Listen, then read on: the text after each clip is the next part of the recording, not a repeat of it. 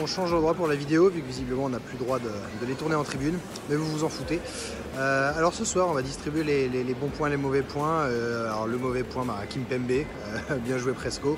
Un penalty offert au Brestois, après voilà, il se bouffe un grand pont, et derrière il plaque le joueur, péno au carton jaune. Et puis à la 93e minute, un tacle immonde sur Cardona. On a tous entendu le bruit depuis les tribunes. Et puis l'arbitre n'a pas jugé bon de mettre un jaune.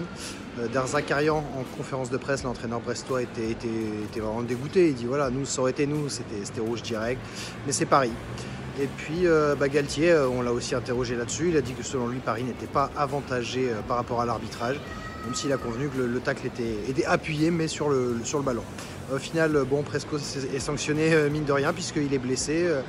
Douleur aux ischios a priori, et pas sûr qu'il soit disponible pour les 2 prochains matchs du PSG. Aujourd'hui, sinon un gros big up pour Neymar, encore une fois auteur d'une prestation de dingo. Alors peut-être pas tout le match, mais rien que pour son but, voilà, ça vaut un match, ça vaut un 9 sur 10. Une passe de Messi en cloche déjà très belle, et puis un enchaînement contrôle pied droit, demi-volée du gauche en une demi-seconde, c'est juste de la folie. Donc encore une fois un très très grand ney, et vu que le PSG s'impose 1-0, voilà, ce but est d'autant plus précieux.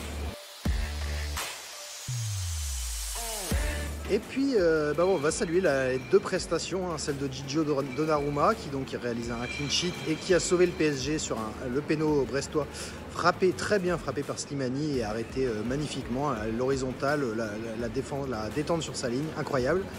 Et puis Danilo, titularisé en défense centrale à la place de Marquinhos, qui a réalisé un super match.